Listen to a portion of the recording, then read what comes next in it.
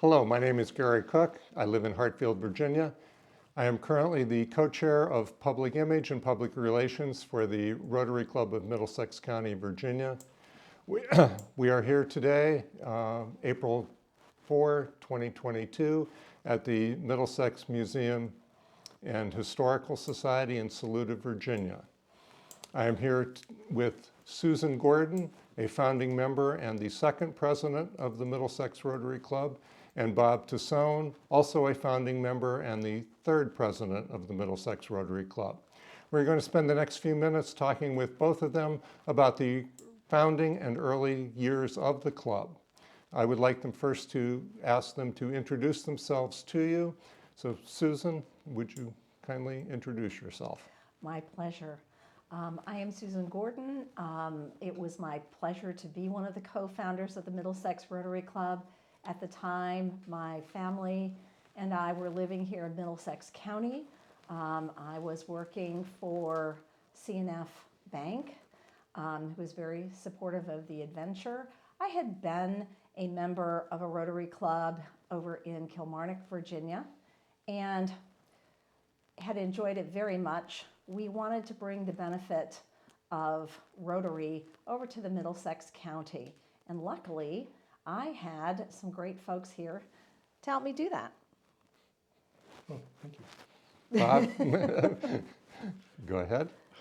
My name is Bob Tassone, and at the time that we started the Rotary Club, I was very new to the county, and it started working with my friend and business partner, Peter Olenek, who could not be with us today, but anyway, he was the one that suggested that I joined the Northern Neck Rotary Club, and so I was a member of that club for a couple of years. And then we had the idea of starting a club in Middlesex, and Susan, who was a member of the other club over in the Northern Neck, and the two of us brainstormed and created a list and started the process of founding the club. Susan, you mentioned you were at C&F Bank in Saluda. As a banker, can you tell us a little bit about the business climate in Middlesex at the time the Rotary Club was started, which was 1996 and 1997?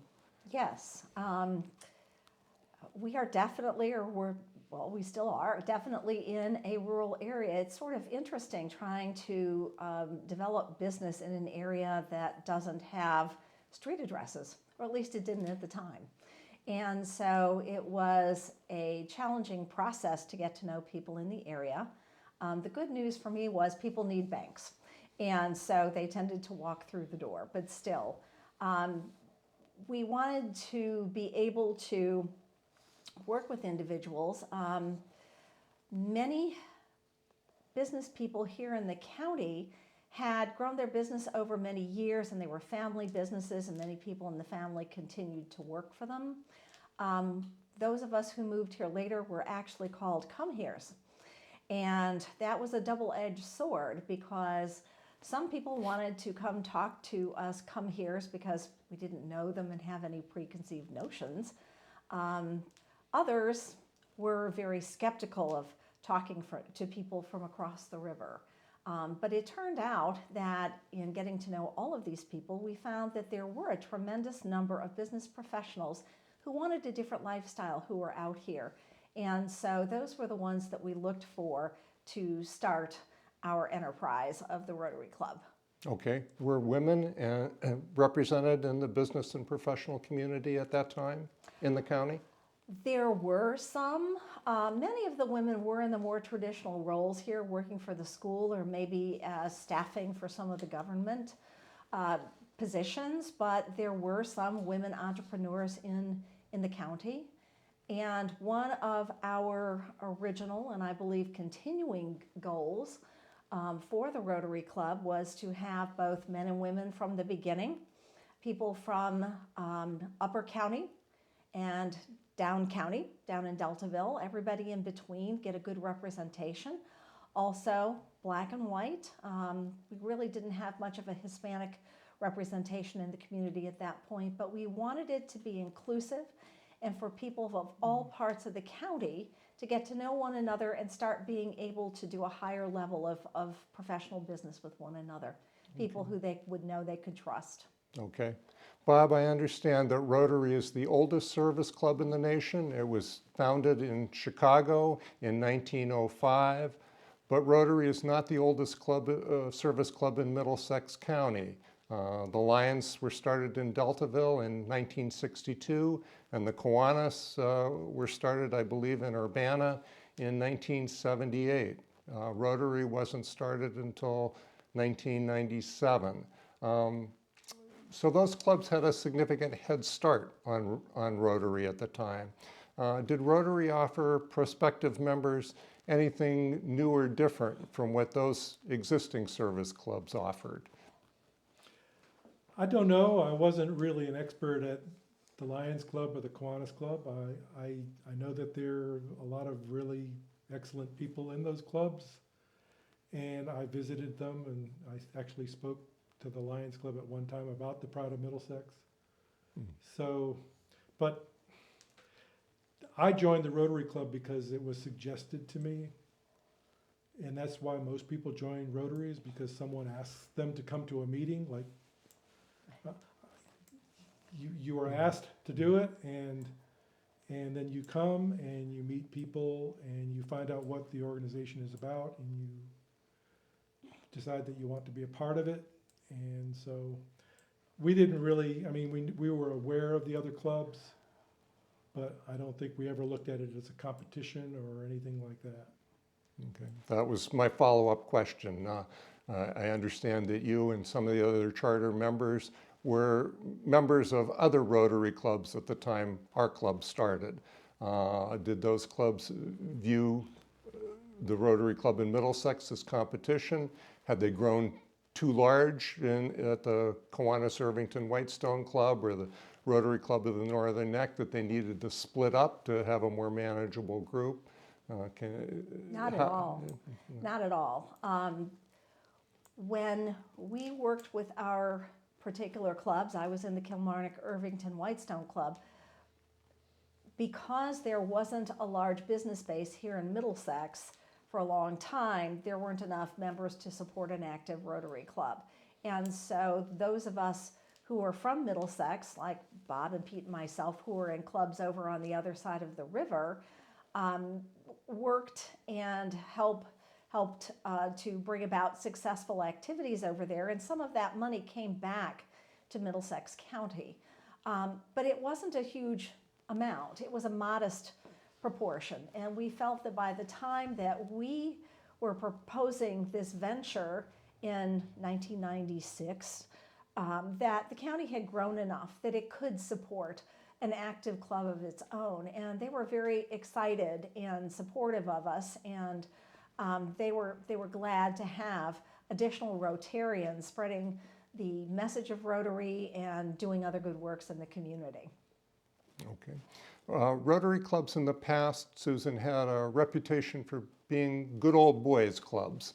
They were composed mostly of middle and older aged white businessmen, and women were excluded from the Rotary clubs.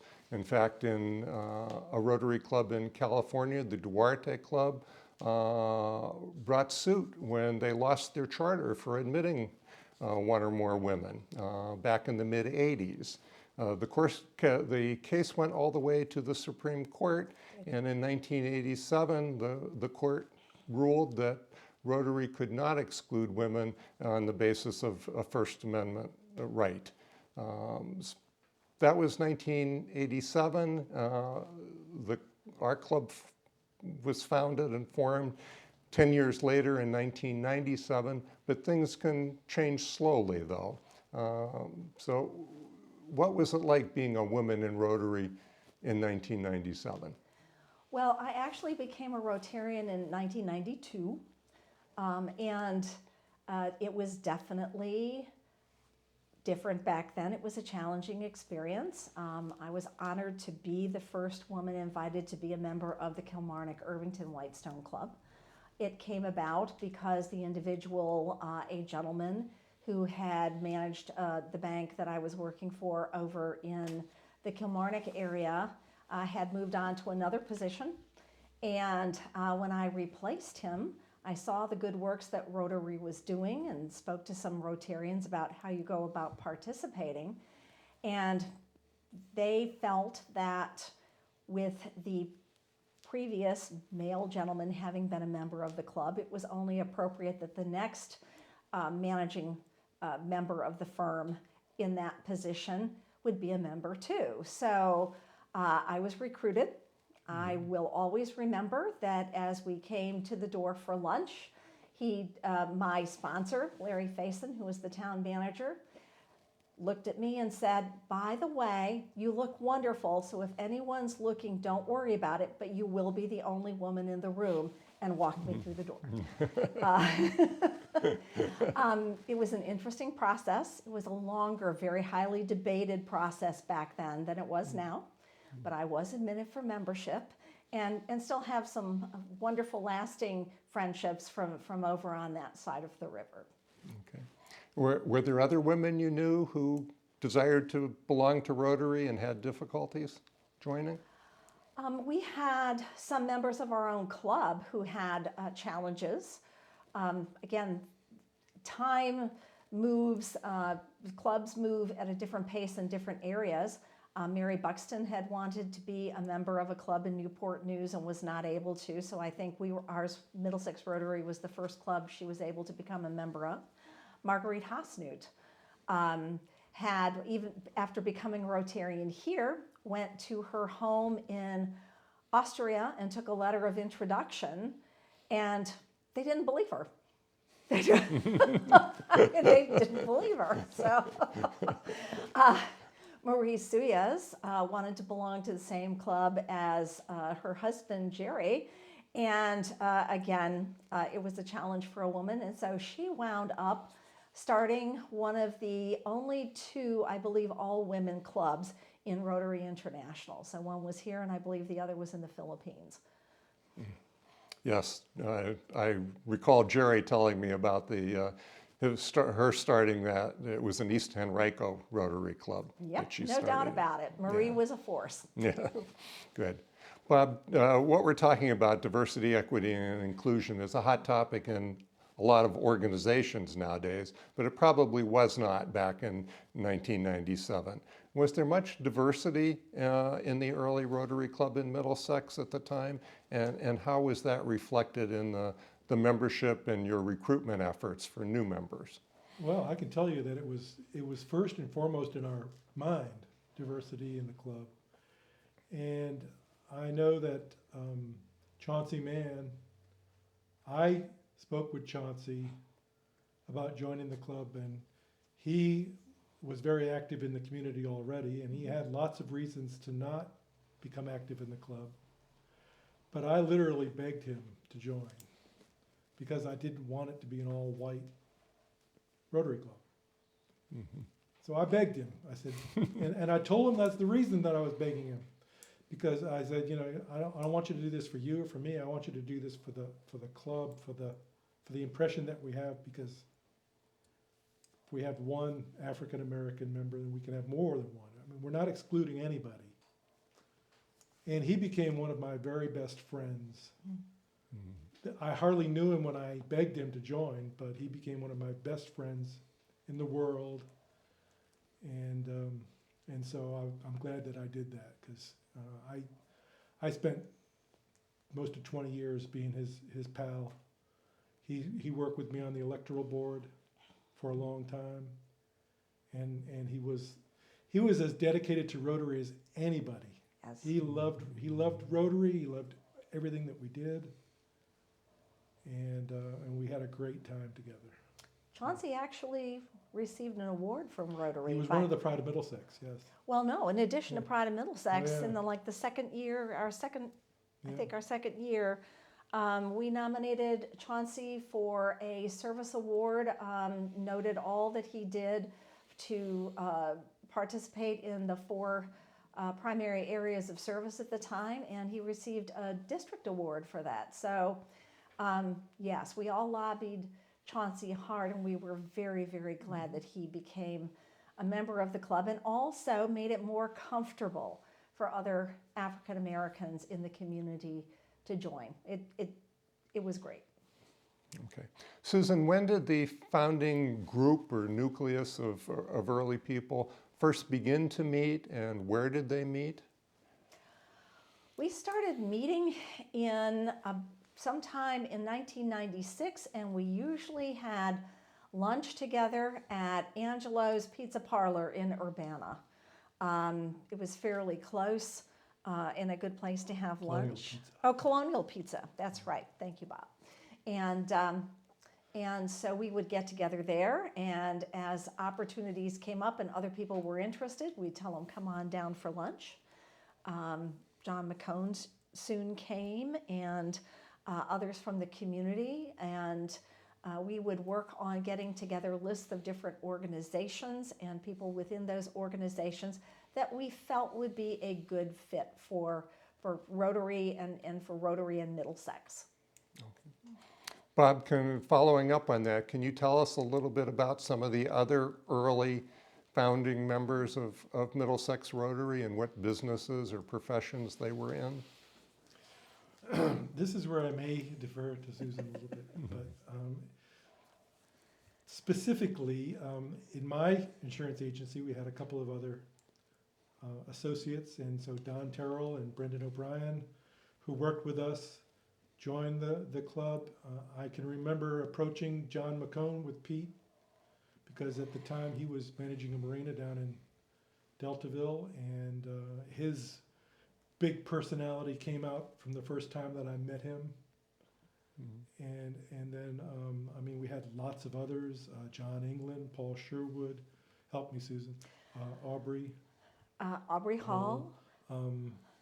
Martha Herrick.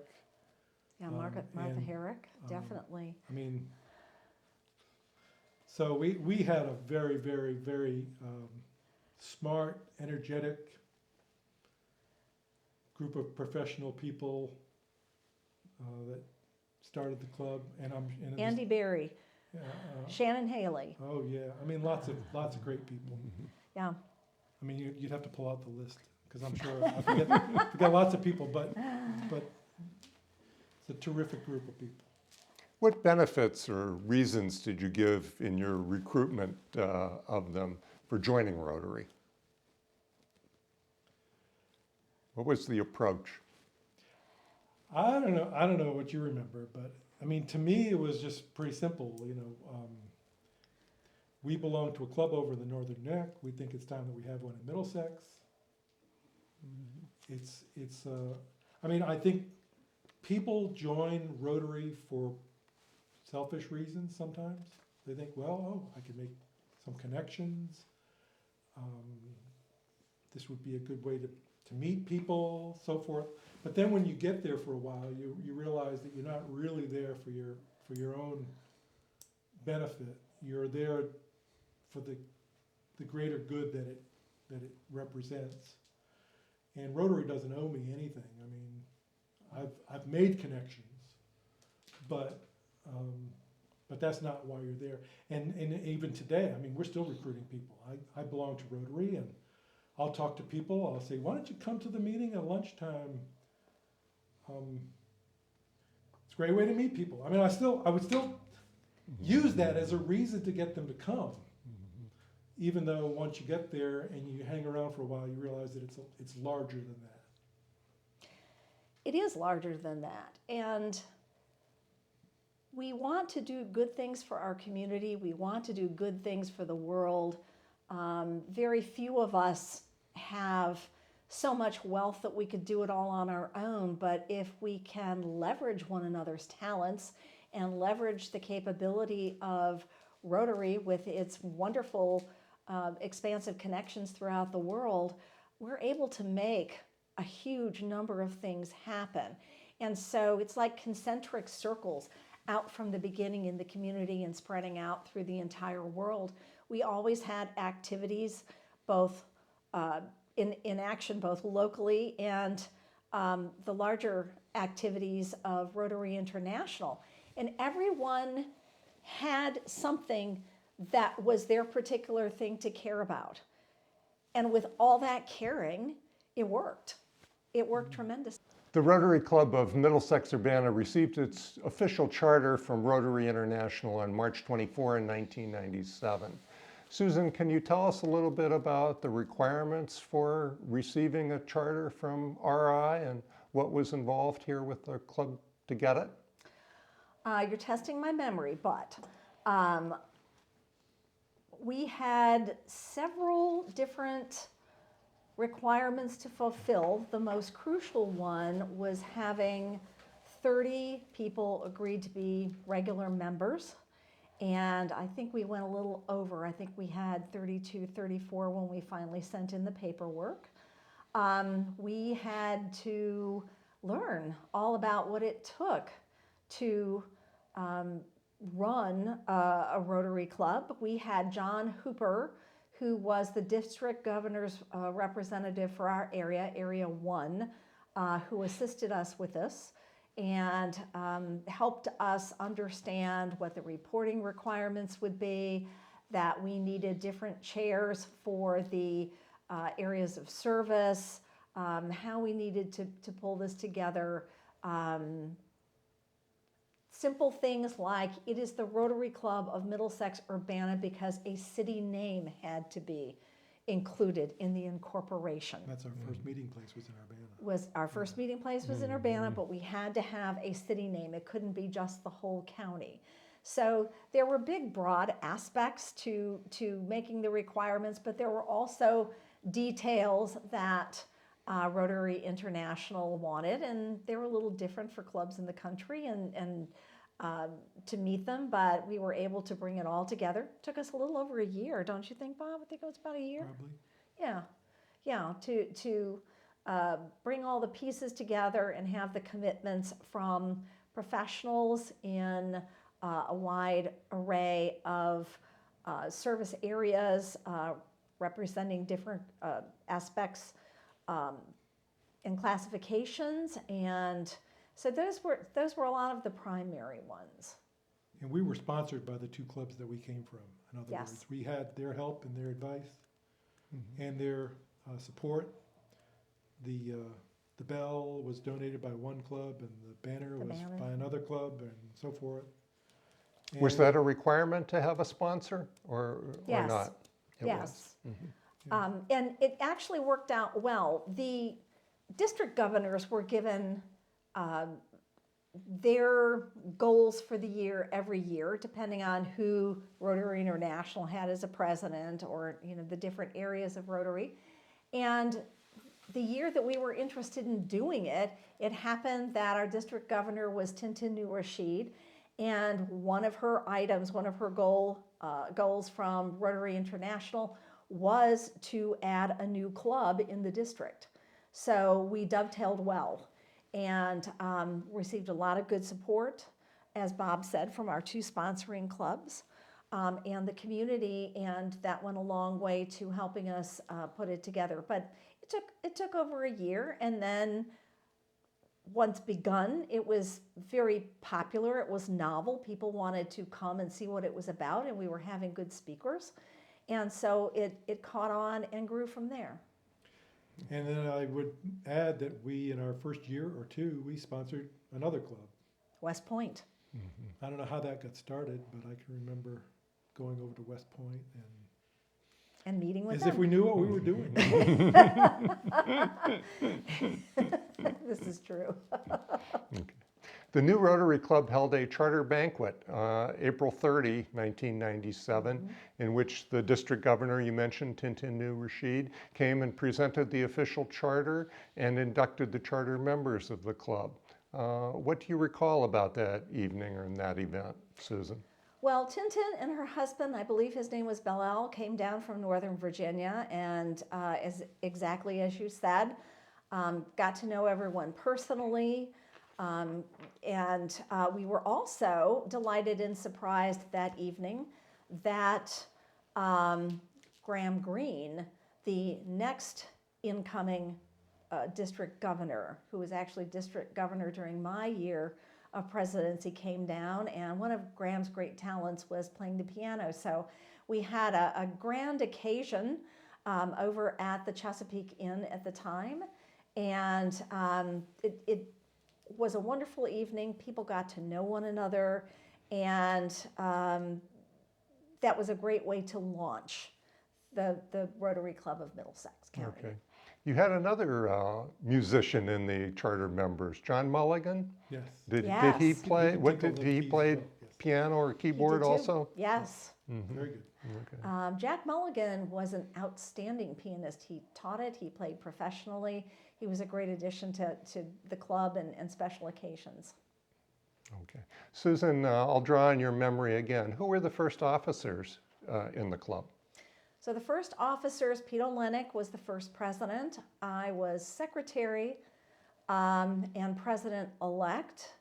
Bob was next behind me. Then John McCone would come after that. And then for the other officers, I believe we had, Don has always been sergeant at arms, hasn't he? I don't know if he started that way. Anyway, He wasn't, I was going to say he was in the second year. In Don wasn't a charter member. I think that they both joined on like shortly after we chartered. Could be, could But, be. So, Don Tyrrell, sergeant at arms. We had, as Bob said, we had John England as chair of vocational service, Aubrey Hall International, Shannon Haley club service, Don Caskey was community service, and Chauncey Mann was a director at large. So, we had Darlene Reedy was the original treasurer, but she became engaged and moved out of the area, and then Gary Sullivan took over that position and held it for many years. Okay. So we had members who stayed active for quite a number of years after chartering. Okay. Bob, Pete Olnick was the first Rotary Club president here, and I understand he served more than 1 year. He was a business partner of yours at Port Financial Services in Hartfield. What can you tell us or share with us a little bit about him? Well, Pete was the leader or president of the club before we chartered. And so the way that you charter a Rotary Club, at least the way we did it, is you act like you're already chartered. We started having meetings every week. Even though we were not officially chartered, we were meeting for 6 months before we attained charter. And so we would have our meetings, and we had to arrange for breakfast and speakers, and I'm sure there was paperwork that other people did. And so Peter was the leader of that. He was the oldest of the three of us, and so we passed the gavel by age. And also, because we chartered in March, we wanted Pete to have a full year. And so basically, our first terms in office were approximately 18 months. Well, at least his was, yes. Well, Okay. Mine yeah, too. yours. Oh, yeah. Well, that's right, because yes. So it seemed like his presidency was kind of like Franklin Roosevelt. It went on for a long time. But anyway, he was the first president, and he's been a almost lifelong friend of mine. And so he ironically, the three of us all live in Williamsburg now. Mm-hmm. Okay. Speaking of age, what was the age mix of the members of the early club? Or the age distribution, I might ask. Oh, it was a broad range. I believe probably John McCone was probably the most senior of all of us, hard to tell. And then we had young people such as Reed Kelly and Shannon Haley and Martha Herrick. Yeah, so it was quite a broad range, which was wonderful because that generated the capability for doing a lot of active programs and events, such as our Middlesex Run. I mean, that I would not get out and run, but Martha was a runner, so. We're going to talk about that in a few minutes. But let's talk about classifications next. Classifications have long been a part of Rotary. Classification is Rotary's terms for the business or the occupation one is engaged in. And in the past, one would find it, or let me say, in the past, Rotary would limit a person's potential to be a member based upon their classification, i.e. their business or occupation. If this club already had someone else involved in that occupation, then it was highly unlikely that you could be a member too. What were the procedures to propose people for membership in the early days of the Middlesex Rotary Club, and what role did classifications play at that time? Well, I know that, like for banking, you could have a personal banker, you could have a commercial banker, you could have a mortgage banker, you could have a piggy banker. I don't know, there were all kinds of bankers that had classifications. So if we had more than one banker, we could just find a way to have one as a personal banker, one as a commercial banker.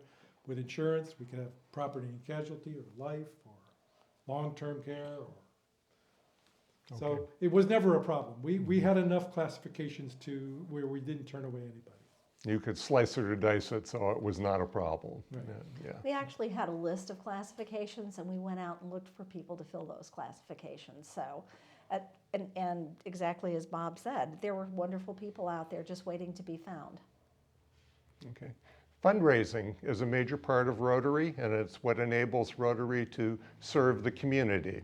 The first major fundraiser that the Middlesex Rotary Club had was a Rotary Run in Urbana on September 27, 1997, barely 6 months after the club was formed. Susan, can you tell us a little bit about your recollections of that event and subsequent Rotary waterfront runs? Absolutely. We were fortunate to have Rotarian Martha Herrick in our club.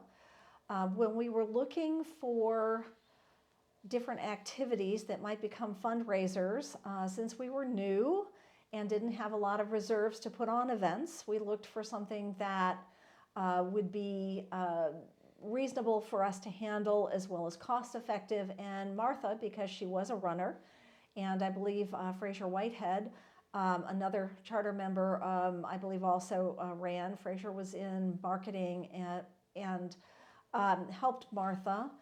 They put together the Rotary Run.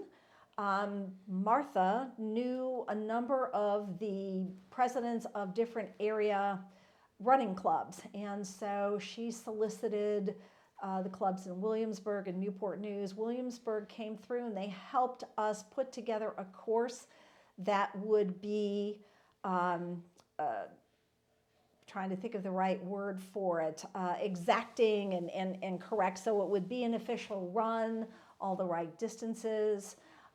She took care of ordering all the different medals and things, and it turned out to be such a fabulous event. People wanted to come to the country where there was an opportunity to run in a beautiful area without being in between cars, where people wanted them to come for the day.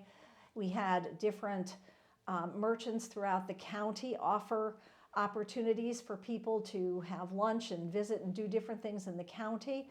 One of our objectives with many of the events that we held in the early days was to find activities that would bring folks from out of the county into the county to learn about our county, enjoy it, and bring their dollars with them for the benefit of the county.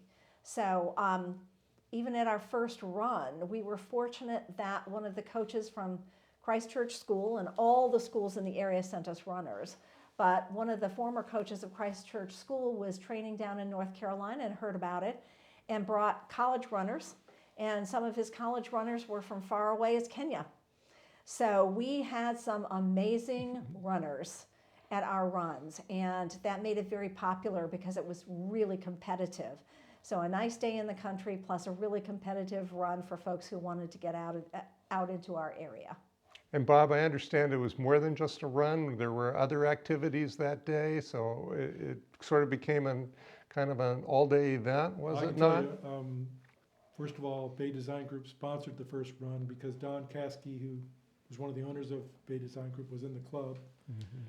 And so they sponsored us, and I can remember riding my bicycle with Martha, laying out the first course, and we were pretty adventurous. We had a 5K and a 10K Mm-hmm. right from the beginning, Mm-hmm. and we had a 1 mile fun run. so people could participate if they didn't want to do an official run. Not oysters, but art on the half shell. I always think of half shell with oysters.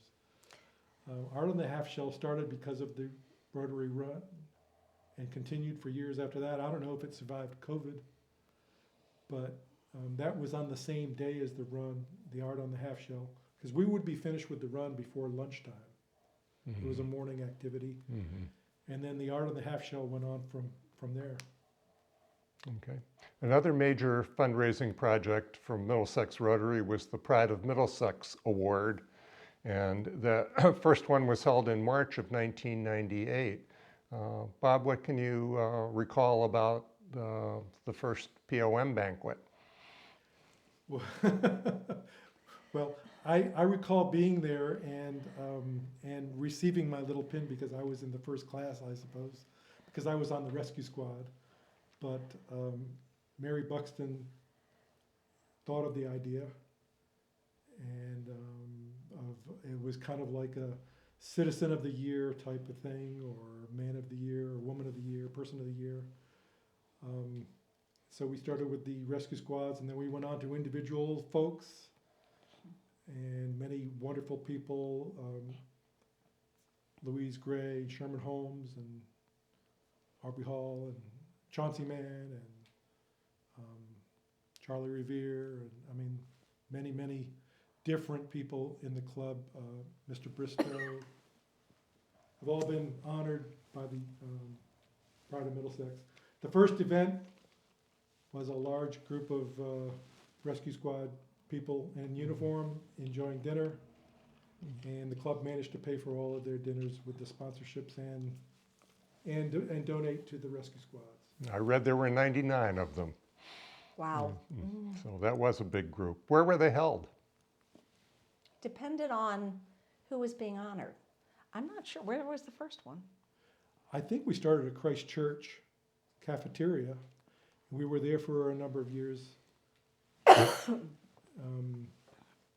And they have been held in Hartfield at the Pavilion, and we had it one year down in 1 year at the the campground. campground. And we had it at the Pilot House 1 year at the Beacon. A couple Oh, of years. that's right. A couple of years we were back there. So Okay. Another fundraising project I still hear talked about today is Monte Carlo at the river. What were those about, Susan? Monte Carlo at the river was a fun idea. We were looking for something a little new and different, and we're talking about something that would go with the area. The notion of riverboat gambling, those type of things, and found that there was actually a gentleman who was a Rotarian that worked with Rotary clubs with fundraising by bringing all the items that one needed for a Monte Carlo night. Talking about places to have the event, we were fortunate to have Jerry and Marie Suyas as members of the club. Jerry and Marie had purchased and rebuilt a beautiful colonial style home down on the river that was actually where the original wharf was, where the ferry boats took individuals back and forth across the Piankatank River to Whitestone until the Norris Bridge was built. And so we got the idea. the Rappahannock River. Rappahannock River, you're right, sorry, Rappahannock River, until the Norris Bridge was built. And so we were able to find some photos of the old steamboat and came up with the idea of Monte Carlo at the river. And as part of this property, Jerry had turned an old barn into pretty much a rec center for his grandchildren. And it was a fabulous facility and just perfect for hosting the kind of layout that we needed to have a Monte Carlo evening. So that's how they began. Okay. And he turned it into a casino for those events. He turned it into a casino for those events. And also, since so many people were dying to see what they had done with the place, we actually wound up having some special functions for sponsors. And they would host them at their guest house at the river or in their home, so that those people could have a glimpse of all the work that they had done refurbishing this beautiful home. Okay. The Middlesex Rotary Club appears to have been very good at fundraising. I recall seeing a Southside Sentinel picture for the new officers of the club in June of 2000, and the caption said that the early Rotary Club had successfully raised and donated $26,000 to Middlesex community in the just 3 years of existence. What were the beneficiaries of your fundraising efforts? Who were the projects and beneficiaries of that? Want the list? I mean, I can say off the top of my head without a list, but you can pull up the list. Go if you for want. it. Hands Across Middlesex, Habitat for Humanity, Water in Now, the Well- rescue squads, the fire departments, the libraries. The educational systems we gave to Yeah. the schools. Also, once we were able to begin funding, we received requests from different groups. We sponsored soccer teams and Little League teams and various other teams, and people came to us with needs. We did a major fundraising for the lights at the St. Clair Walker field. The big lights. We Um, bought, yeah. Water and Now was a huge one. We were very egalitarian in the initial days, since there was only so much money to go around. We asked each Rotarian to write down a specific organization or group that they wanted money to go to, and then we tallied them up, and then people ranked them. And so the two different criteria for funding were what the need of that group was and how many votes that they received. And so that's a lot of how the original fundraising was given to the community. Okay. I did not hear scholarships mentioned in that list, but scholarships are often part of Rotary's contribution. Do you recall any scholarships from that were awarded from those early years? I believe there were a couple of scholarships. Some had to do with funding students to participate in Rotary activities. Later, in later years, after Rotarian Chuck Lonan retired to the area and came to our club, a nursing scholarship was established at one of the community colleges. Yes, the Charles S. Yonan RCC scholarship. Chuck was a great guy. Yes. Yeah, I believe that was started in 2007. We loved him very much. Okay. Middlesex Rotary did not forget their colleagues on the Northern Neck and the Rotary clubs there, and had a series of Paul Harris Award banquets at the Indian Creek Yacht and Country Club in Kilmarnock. What were the Paul Harris Awards about, Bob? Well, I think it's just a time for people who have donated to that level to get together. It promotes Paul Harris. Paul Harris is the founder of Rotary, and the Paul Harris Fellow is awarded when you donate $1,000, and then every time you donate another 1,000, you get another level or so forth, or you can give the award away to someone, honor them with it. So they're just banquets, and they just kind of remind us of why we're doing what we're doing. Paul Harris, contributions to Paul Harris Foundation stay within the foundation and grow, and the money works from there.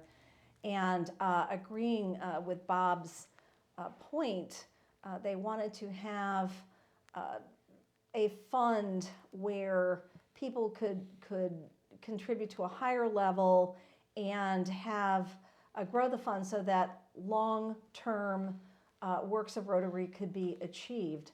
Another co-founder of Rotary was Arch Klump, and in fact, they're one of the highest levels of the Rotary Foundation.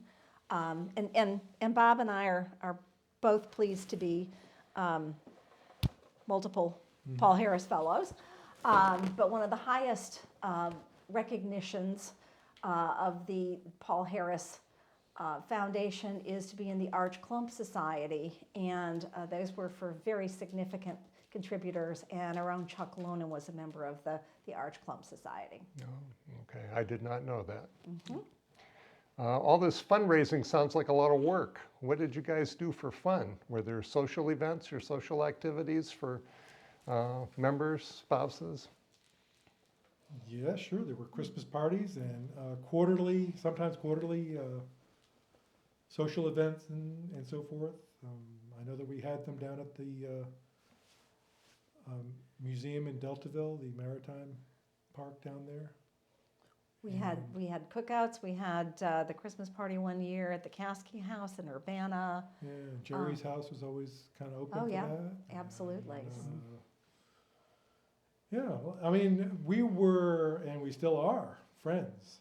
I mean, and Susan and I have been friends all these years, and even though we haven't been in Rotary for a long time, we're still friends, and we're friends with a lot of these people that we started with. And we've carried on the tradition with children. Our children expected to be part of these activities. They worked at the different events that we had, and I know your son is a Rotarian. I'm not sure about your daughter. No, not with her, but I mean, there's not a prouder moment than going to his Rotary Club in Cincinnati and posing for a picture with his banner and presenting my club's banner. I had the privilege of doing that last year. That's a perfect segue into my next question then, Bob. Did you engage younger individuals in the county in the Rotary Club in its early years? And if so, how? I think we attempted to start Rotaract or Interact clubs at the high school. I don't know that we were particularly successful at that, but I know that we made efforts to do that. And we also donated dictionaries every year to the third graders. That was something that the club may still be doing that. We still do that. Yes. Every year to the And third so, graders. But yeah, I mean, one of the avenues of service now is youth. And so we're interested in the youth, and the future of Rotary depends on the youth of our country. Okay. Participation in Rotary clubs has declined over the past few years and continues to decline. Membership was a major topic at this year's district conference. Do you think Rotary clubs can continue to play a role in communities going forward, Susan? Absolutely. As long as there are needs, I think that there will be Rotary clubs with people who care about putting in the effort to help fill those needs. The nature of Rotary clubs have changed over the years. I think that something that I like is the fact that they became more flexible. As a working mother, sometimes it was hard to go to all the meetings. They become more flexible about attendance. This is good. I think that helps people stay in and be active. The club that I was in Newport News, the Oyster Point Rotary Club, has a focus, and many Rotary clubs these days have a focus. In Middlesex, it was more general. They provide bikes to children in need every year, and we get together in fellowship and assemble them and deliver them. And we also host picnics for families with Edmark Hospice for children, just so those families can be at a joyful event, given all the challenges that they're having. So In Middlesex, there was the need for, we wanted the whole county to have water, with water in now. One of our big projects was Books to Africa. It wasn't just local needs, it was international needs. We filled an entire cargo container full of textbooks and good reading materials and sent them out into the world for other people to learn from them. So as long as there are needs out there, I think there will be a need for Rotarians and people will step up to the challenges. Okay, Bob, would you care to add anything to that? How does Rotary remain relevant in a relatively sparsely populated rural county like Middlesex? I think all service organizations have suffered from the COVID epidemic. Membership, I mean, people were not able to go out. I know my club is still in Williamsburg. We're still broadcasting on Zoom. We're doing a hybrid because now if you're out of town, you can attend if you want because of the Zoom technology or whatever. But I think that it's going to come around. We're coming out of the pandemic. We're calling on former members and asking them to come back. That's a big push. And so I think that Rotary attendance and membership will be going up. Okay. Susan, what was your favorite restaurant or restaurants while you were living in Middlesex? I think my favorite restaurant was Eckart's. That was wonderful. It was always great with the family style service and we enjoyed it very much. I was very sorry to hear that they are no longer with us. Unfortunately, they were a victim of COVID. Mm-hmm. How about you, Bob? What were your favorite places? My favorite place to go was Colonial Pizza. Angelo was always there, and a large Greek with fish, I used to tell him, because that was anchovies. and then finish off with a slice of baklava and maybe some Greek wine. Sounds like a perfect meal to me. Okay.